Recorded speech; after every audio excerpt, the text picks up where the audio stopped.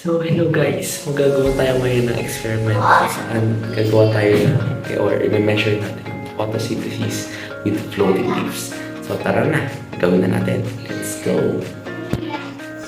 So, ayan. Meron tayong mga materials. Meron tayong cup, teaspoon, 1/8, foil, at ang ating dishwashing liquid or dish soap, marker, syringe, and plastic cups. And also baking soda, water, puncher, paper towel, and our alugbati leaves. And next, pinagsama-sama na natin ang cups natin. Tinibili natin ito ng dalawang positive baking soda at negative baking soda. And after that, nilagyan natin ng 300 milliliters na water ang isang positive na baking soda natin na cup.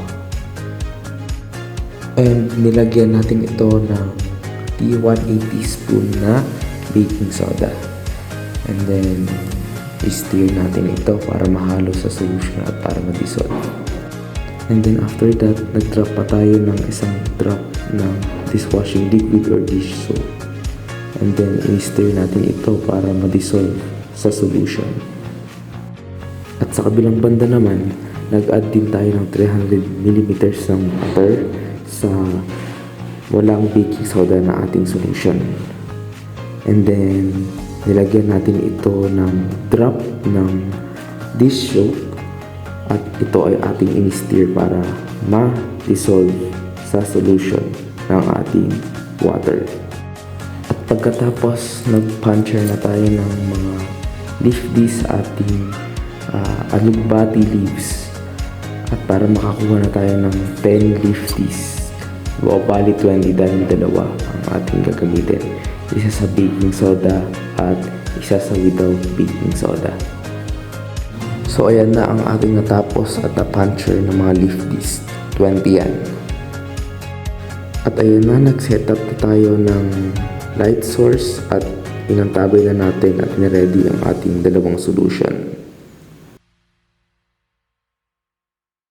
Hello guys, magsasakap tayo ngayon ng 10 teas na ganito plants dito sa stage. Tingnan, mandagin na tayo. Okay. 1, 2, 3, 4,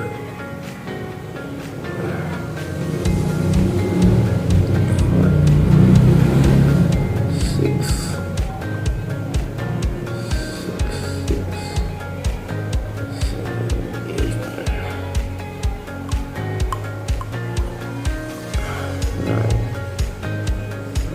7.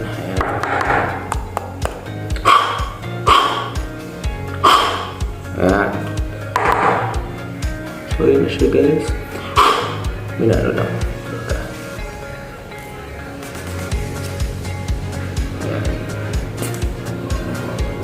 Ayan. So yun na siya guys. Nakikita natin na ayan o. Let's go. Na sakap na natin yung disc. Guys, magsasakap na tayo ng small volume ng baking soda dito sa ating syringe.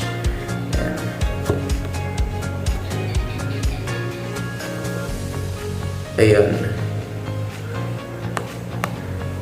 So, ayan siya guys. Ayan. Let's proceed now to the next step. A few inches later. Magagawa na tayo ng vacuum dito. Pero first, ganun muna natin siya. Oops.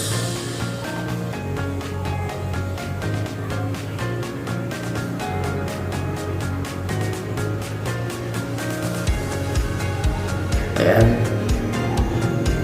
Ano siya? So, tatakpan na natin to guys.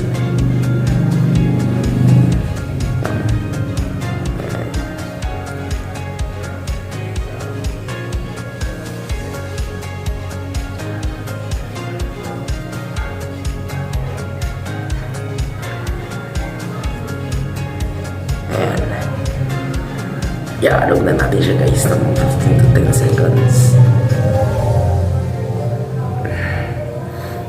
Yan, napakahirap guys. Pero, kasi vacuum na nakikita niyo yun. That is because of 10 to 15 uling tayo. Yan. Ang sakit na guys na kamay ko. Pero, shake down ng slide.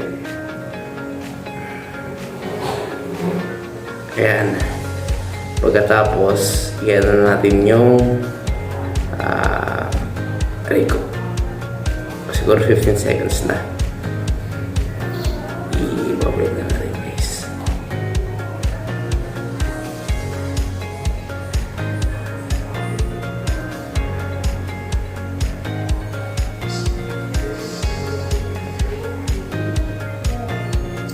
Ayan. Nag-sink out na siya sa baba. Ayan na. Ayan, nakita nyo naman, nagsisink out. So, nagkaroon ng butas sa aking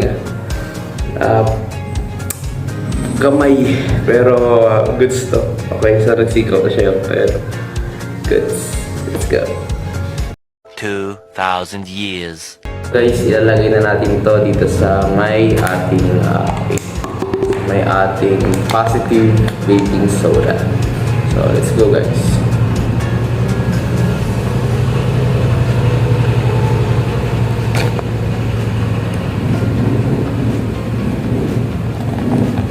Ayan siya guys. Ayan siya guys. At nalagyan na natin siya nito ng plus baking soda na ating solution na ginawa natin kanina. Nalagyan na natin guys.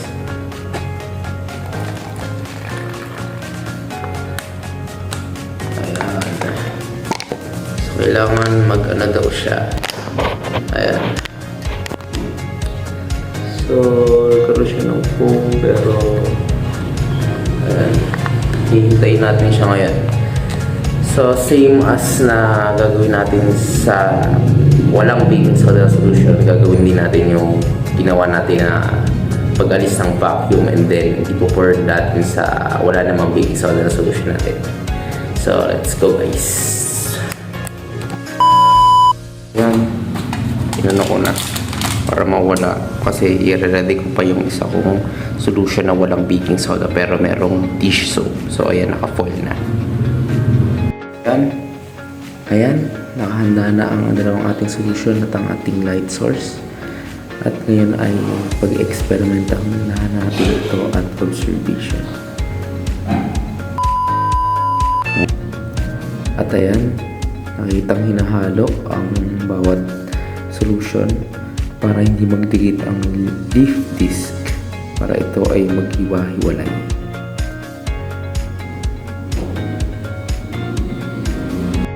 At ngayon, inuurasan na natin ang parehong solution. At dito ay nagdokumento ko ng pagsusuri ko habang ina-experimentahan at tinatimeran ang mga nakalutang na leaf disc sa solution. Lumipas na mga time ay makikita ang air bubble sa leaf disc. So hello guys, ngayon sasagutan na natin yung guide question kung ano nga ba nangyari sa experiment natin. So let's go guys. Number 1. What do you notice about the leaf disc in the syringe? So, according to my experiment, ang nakita ko is nakita nga dun sa may Petersen ko na may mga tiny bubbles, maliliit na tiny bubbles doon sa solution with baking soda. Ewan ko kung ano, para siyang acid na nakapalibot doon nung hindi pa siya tumataas, kaya like nagsasubmerge into the surface of the water. Day 2. Sa number 2, what does the vacuum do?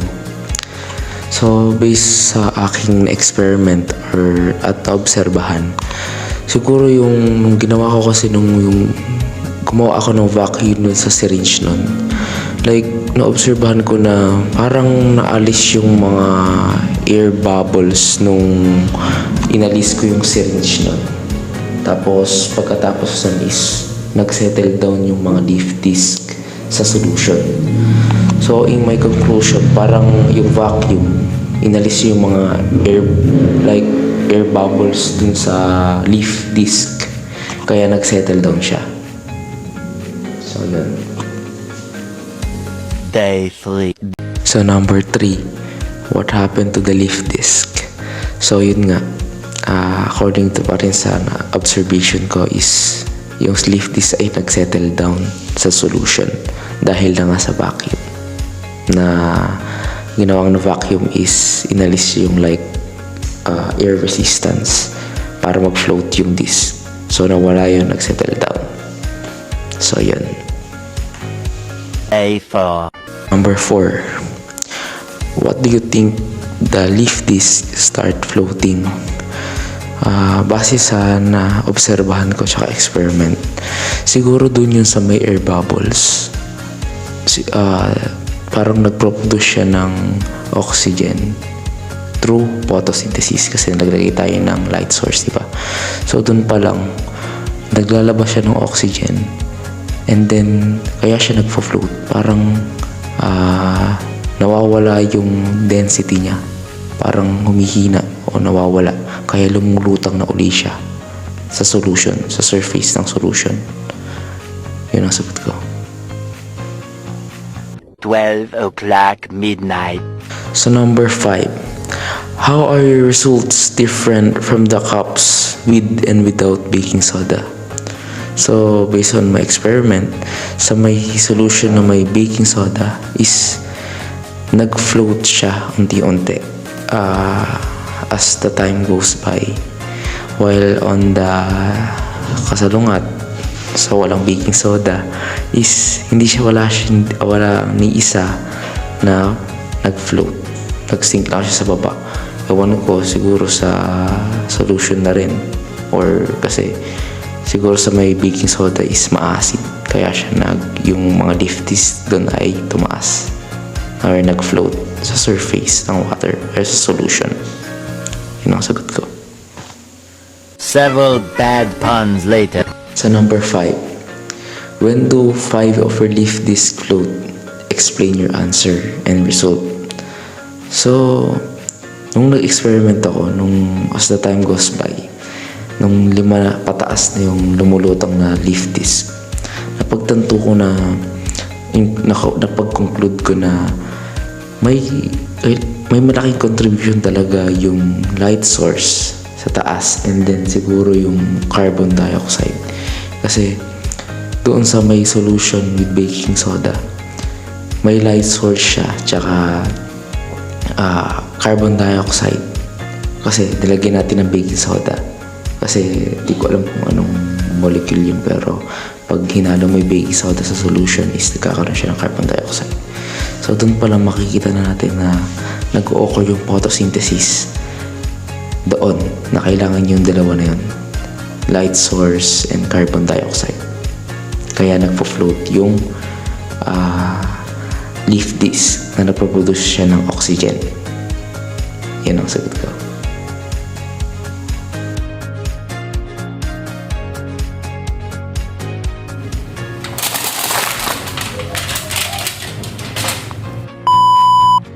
So number 4, what do you think is the reason? So number 1, what do you notice about the leaf disc in the syringe? So I noticed